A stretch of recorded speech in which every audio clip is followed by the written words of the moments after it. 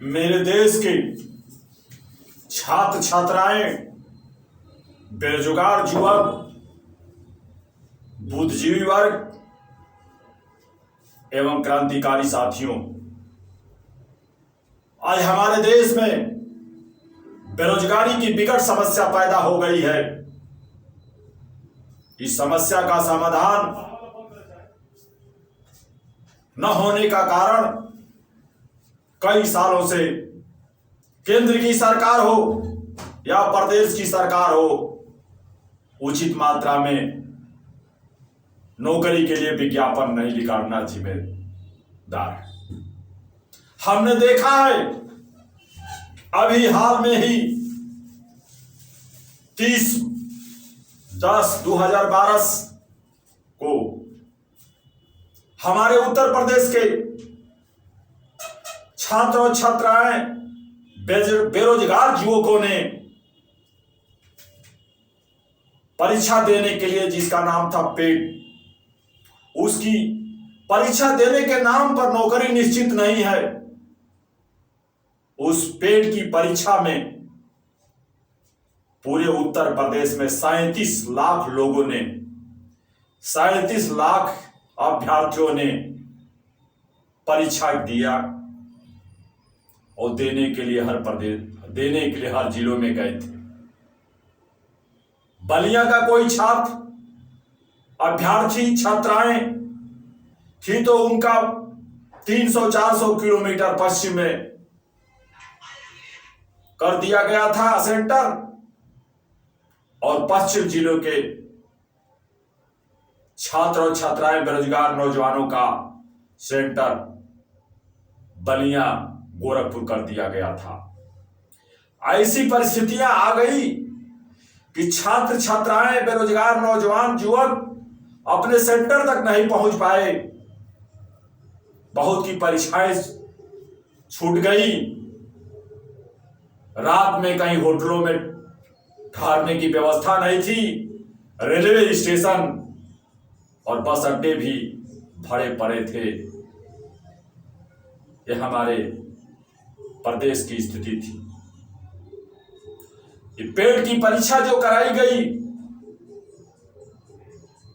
इस साल भर के बाद जो 37 लाख लोगों ने परीक्षा दिया है, उसका अगर रिजल्ट निकलता है तो ये निश्चित नहीं है कि साल में कोई नौकरी का विज्ञापन निकलेगा, नहीं निकलेगा।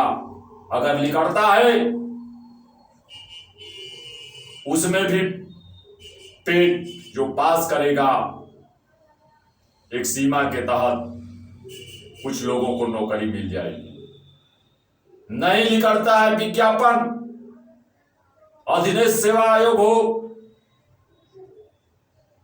जिसके माध्यम से भर्ती की जा रही है, तो बेरोजगार नौजवान छात्र छात्राएं उस वर्ष में कोई रोजगार नहीं पा सकते। अगर साल बीत गया, दूसरा साल आ गया, तो जिस प्रकार से 2022 में 37 लाख बेरोजगारों ने पेट का फार्म भरा था, यह आंकड़ा बढ़कर 50 लाख हो सकता है। यह हमारे प्रदेश में बेरोजगारी का इतनी समस्या है कि इसकी चरम सीमा हो गई। पहले जितने देश के, प्रदेश के सार्वजनिक संस्थान थे, उसमें तमाम तरह की भर्तियां, first class, second class, third class और उसके निम्न चपरासी और चौकीदार की जो भर्तियां की जाती थी, जिसमें बेरोजगारी कम होती थी। लेकिन इधर 3 साल से कोरोना की स्थिति से आर्मी में भी भर्ती उचित मात्रा में नहीं हुई, रेलवे में नहीं हुई और तमाम सार्वजनिक संस्थानों में नहीं। हमारे भारतीय संविधान में जो नीति निर्देशक तत्व है, 36 से 51 के तहत यह व्यवस्था की गई है कि सरकार अपने देश की जनता के लिए कल्याणकारी शासन की व्यवस्था करेगी, यानी अपने देश के छात्र, नौजवान, बेरोजगार, आम जनता के लिए कल्याणकारी योजनाएं लाएगी, जिससे उनके परिवार और स्वयं में वो खुशहाली महसूस कर सकते हैं। आजादी के बाद जो भी सरकारें आई, पंचवर्षीय योजनाएं के माध्यम रहा हो या अन्य कोई योजनाएं रही हो, उसमें राष्ट्रीयकरण करने के माध्यम बनाया। ऐसी की तरह 1969 में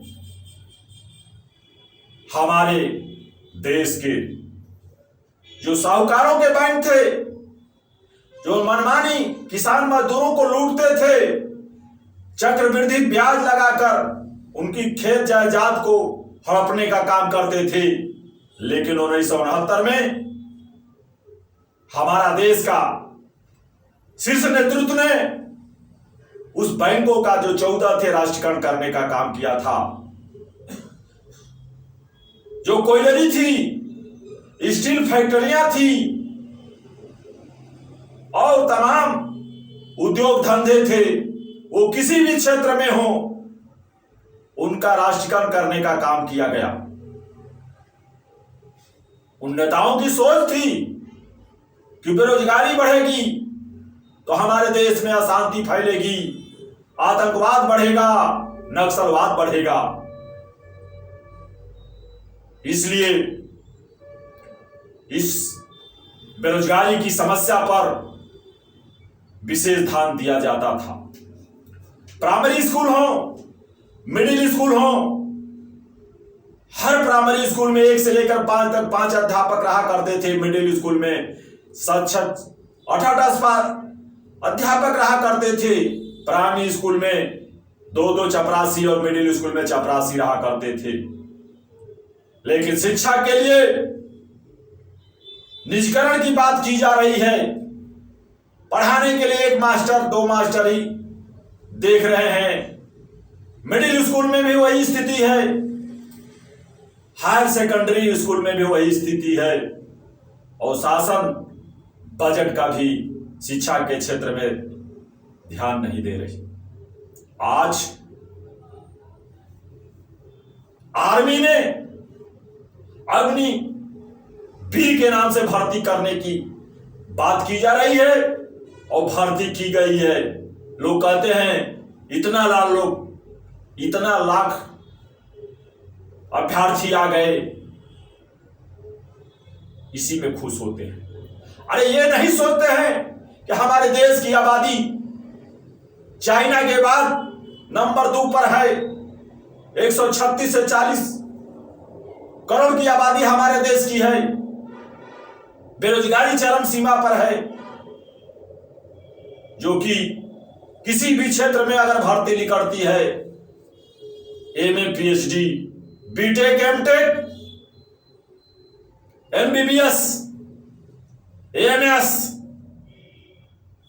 डिफिल के लोग एक चपरासी की भर्ती देने के लिए, चपरासी की नौकरी करने के लिए आ जाते हैं। ये बड़ी सोच की बात है। आज सरकार समझ में नहीं आ रही है कि हमारे भारतीय संविधान में जो प्रस्तावना में लिखा गया है कि भारत प्रभुता संपन्न, धर्मनिरपेक्ष, समाजवादी, गणतांत्रिक गणराज्य होगा, इसका मतलब कि हमारे यहां मिश्रित व्यवस्था होनी चाहिए औद्योगिक क्षेत्र में। लेकिन आज हर क्षेत्र में निजीकरण की बाढ़ आ गई है। एयर इंडिया बेच दी जा रही है, रेलवे का निजीकरण किया जा रहा है, बिजली विभाग का निजीकरण किया जा रहा है, परिवहन निगम का निजीकरण करने के लिए तैयार लोग हो रहे हैं। बंदरगाह बेचे जा रहे हैं, एयरपोर्ट बेचे जा रहे हैं, बीएसएनएल बेचे जा रहे हैं। हम कहां जा रहे हैं? क्या हमारे देश के आजाद कराने वाले लोगों ने, महात्मा गांधी ने, सुभाष चंद्र बोस ने, सरदार वल्लभ भाई पटेल ने, अशफाकुल्लाह खां, रोशन सिंह, राम प्रसाद बिस्मिल ने, चंद्रशेखर आजाद ने गोलियां खाकर, भगत सिंह ने फांसी के फंदों पर चढ़कर यही सोचा था कि जब हमारा देश आजाद हो जाएगा तो हमारे देश के नौजवान छात्र छात्राएं बेरोजगार की संख्या बढ़ती जाएगी। जितने उद्योग धंधे हैं, नैनी से लेकर कलकत्ता तक, गुजरात से लेकर बॉम्बे तक, कर्नाटक से लेकर तमिलनाडु तक, सारी फैक्ट्रियां बंद की जा रही है। हम कहां जा रहे हैं? हमारी फैक्ट्रियों का दाम, हमारी सार्वजनिक उपक्रमों का दाम अगर 1000 करोड़ है, उसको 500 करोड़ में बेचने का काम किया जा रहा है। और बाकी क्या स्थितियां बन रही है, क्यों बेचा जा रहा है 1000 के माल को 500, 1000 करोड़ के माल को 500 करोड़ में क्यों बेच रहे हैं? कुछ ना कुछ दाल में काला है। और इस तरह से देश, ऐसी स्थिति बनी रहेगी तो तरक्की नहीं कर सकता है। हमारे देश की आबादी इतनी है कि हमें आर्मी के क्षेत्र में संविदा पर अग्निवीर के नाम पर भर्ती नहीं, बल्कि पूर्ण रूप से भर्ती करनी चाहिए। अग्निवीर के नाम से अनिवार्य सेना के नाम पर ट्रेनिंग जो विदेशों में दी जाती है, वहां की आबादी बहुत कम है और क्षेत्रफल ज्यादा है। रसिया है जो कि हमसे 3 गुना क्षेत्रफल के माने में आगे है। अमेरिका की वही स्थिति है, ऑस्ट्रेलिया की वही स्थिति है। जर्मनी भी जनसंख्या में बहुत कम है, तो वहां तो अनिवार्य शिक्षा, अनिवार्य ट्रेनिंग आर्मी की दी ही जा सकती है। लेकिन हमारे यहां श्रम शक्ति, मानव शक्ति बहुत बड़ी है और सरकार का दायित्व बनता है कि अनुच्छेद 36 और 51 के तहत कल्याणकारी योजनाएं, खुशहाल की योजनाएं लागू की जानी चाहिए। प्राइवेट हमारे देश की छात्र नौजवानों, छात्राओं, बेरोजगारों की समस्या का समाधान नहीं कर सकता है। एक और तो मैं कहता हूं कि मैं 2 करोड़ लोगों को हर साल नौकरी दूंगा, लुभावने नारे बोलते हैं, लेकिन उसको अमल में हम कितना लाते हैं, ये बड़ा सोचने की बात है। नैतिकता का पतन हमारा होता जा रहा है। हम समाज में कुछ बोलते हैं और कार्य रूप में कुछ भी प्रणीत करते हैं। टीवी हो, प्रिंट मीडिया हो या अन्य सोशल मीडिया हो, विज्ञापनों से फर्जी भरा रहता है। जमीन पर कुछ नहीं है। बहुत से कुपोषण से हमारे देश के नौजवान, भूख से हमारे देश के नौजवान, बेरोजगारी से हमारे देश के नौजवान, कुपोषण से हमारे देश के नौजवान पीड़ित। जिस देश का नौजवान खुशहाल नहीं होगा, उस देश का तरक्की नहीं हो सकता है। जिस देश का नौजवान देश के विकास में भागीदारी नहीं निभाएगा, वह देश विश्व गुरु नहीं बन सकता है। हम हर क्षेत्र में विकास करने की बात करते हैं। आज तक जितने भी आविष्कार हुए हैं, कहीं पोलैंड, छोटे छोटे देश यूरोप के, कहीं स्विट्जरलैंड, किसी नॉर्वे, फिनलैंड, जर्मनी, अमेरिका के लोग नोबेल पुरस्कार हो या विज्ञान के क्षेत्र का पुरस्कार हो, शांति का क्षेत्र का नोबेल पुरस्कार हो, ओलंपिक का जो आयोजन किया जाता है, उसमें हमसे सैकड़ों स्वर्ण पदक, रजत पदक लेने का काम करते हैं, लेकिन हम स्वयं ही अपने को विश्व गुरु बनने की बात कहते हैं। हमारे यहां सबसे बड़ी समस्या एक और है कि जो भर्तियां होती हैं, जो नौकरियों के लिए विज्ञापन निकलते हैं, वो भ्रष्टाचार के भेंट चढ़ जाते हैं। इधर जितनी भी 5-7 साल के अंदर जो भी भर्तियां हुई हैं, एक तो होती नहीं है, अगर होती हैं तो कोई ऐसी भर्ती नहीं है उसमें मुन्ना भाई न पकड़े गए हों। लेकिन परिणाम आपने देखा है, जांच के नाम पर कुछ नहीं होता है। अब 7 साल पहले पीसीएस की भर्ती की जांच चल रही थी, 5 साल निकल गया, 7 साल निकल गया, तमाम फैलाई गई कि भ्रष्टाचार हुआ है, तमाम लोग से पूछ जांच हुई सीबीआई द्वारा, लेकिन आज तक उसका परिणाम रिजल्ट कुछ नहीं निकला। न किसी की गिरफ्तारी हुई, न किसी की सजा हुई। बेरोजगार छात्र, नौजवान, छात्राएं, ये हमारे देश की रीढ़ की हड्डी है। वही देश आगे बढ़ सकता है जो देश बेरोजगारों की समस्याओं को, छात्र नौजवानों की समस्याओं को सही बातों के साथ, निष्ठा और नैतिकता के साथ, ईमानदारी के साथ पूरा करेगा, तो हमारा देश का नौजवान खुश होगा, देश की आम जनता भी खुश होगी। मजदूर किसान जो थे, फैक्ट्रियों में काम करके अपने बच्चों को पढ़ाने का काम करते थे छोटी मोटी नौकरियों में, लेकिन आज सारी फैक्ट्रियां बंद होने के लिए कगार पर हैं, कुछ बंद हो गई हैं।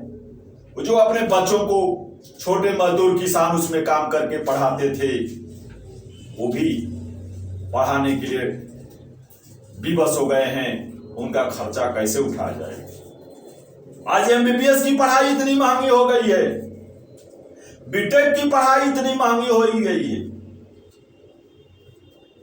एमबीए की पढ़ाई इतनी महंगी हो गई है, उच्च शिक्षा की पढ़ाई इतनी महंगी हो गई है कि मजदूर, एक किसान अपने बच्चों को नहीं पढ़ा सकता है। एक और सामान्य मजदूर किसानों के लड़के टाट पट्टी पर पढ़ने के लिए मजबूर हैं, टीचर नहीं है, शिक्षा की कोई सुविधा नहीं है। और दूसरी ओर दून जैसे कॉलेज, जहां 50,000 30,000 फीस महीना देते हैं लोग, जहां एमबीबीएस के नाम पर 20-20 लाख रुपया प्राइवेट स्कूलों में देने का काम लोग करते हैं, और कहा जाता है किसान मजदूर के बच्चे इस उत्पत्तियों के जो बड़े बड़े लोग हैं उनके बच्चों का मुकाबला कर सकते हैं, करें, जो कि असंभव है। शिक्षा एक होनी चाहिए, स्वास्थ्य की व्यवस्था एक होनी चाहिए, इसके बाद ही जहां शिक्षा होगी वहां के लोग, वहां के देश अपने विकास की गति पर आगे बढ़ेगा। क्या मजबूरियां हैं कि कहा कुछ जाता है और शासन व्यवहार में कुछ ही करती है। इस पर आज विचार करने की जरूरत है। नक्सलवाद क्यों उत्पन्न हो रहा है? अगर किसी को कोई काम मिलेगा तो अपने काम में लगा रहेगा, और नक्सलवाद को समाप्त करने का यही तरीका है कि उनको देश के मुख्यधारा में लाकर उनको रोजगार देकर इस समस्या को समाधान किया जाए। कश्मीर में आतंकवाद की जड़ पनपने लगी है। 370 के बाद भी हमारे देश का अंग जो है कश्मीर है, जो भारत का मुकुट है। वहां प्रतिदिन आर्मी के लोग हों, अर्धसैनिक के लोग हों, पुलिस के लोग हैं, उनकी हत्याएं की जाती है। बड़े दुख की बात है कि हमारा देश का कुछ हिस्सा पाकिस्तान ने हड़प लिया है और 370 के बाद उसको लेने का हमने काम नहीं किया। गिलगिस्तान हो, उसको हमारा अंग है, उसे हमें लेना चाहिए। दूसरी बात, 370 जब हटा दी गई तो वहां पर हमें जिस प्रकार से अंग्रेजों ने बंबई में, तमिलनाडु, मद्रास में और कलकत्ता में कॉलोनियां बसाकर अपने लोगों की आबादी बढ़ाने का, अंग्रेजों की आबादी बढ़ाने का काम किया, उसी तरह से हमारा जो 28 प्रांत हैं उन प्रांतों को, लोगों को ले जाकर कश्मीर में बहुसौ संख्या में हमें कॉलोनी बनाकर वहां बसाने का काम करना चाहिए। इस प्रकार से उग्रवादियों, आतंकवादियों की मानसिकता दबेगी और भारत के संविधान, गांधी जी के सपनों, चंद्रशेखर आजाद, भगत सिंह, राजगुरु, सुखदेव के सपनों को हम पूरा कर सकते हैं और देश की एकता और अखंडता को बनाए रख सकते हैं। आज पश्चिम में शांति है, पूर्वांचल में जितने प्रदेश हैं, अच्छी बात है कि शांति बनी हुई है, लेकिन शांति से ही हम जानते हैं कि विकास होता है और अशांति से विनाश होता है। तो हमें हर हाल में देश की एकता और अखंडता को बनाए रखने की जरूरत है। भारत का संविधान खतरे में न रहे, हमारे देश का झंडा दुनिया के झंडे से ऊंचा पड़ा रहे, यही कामना करते हुए मैं अपनी बात को समाप्त करता हूं। जय हिंद, जय भारत, जय संविधान।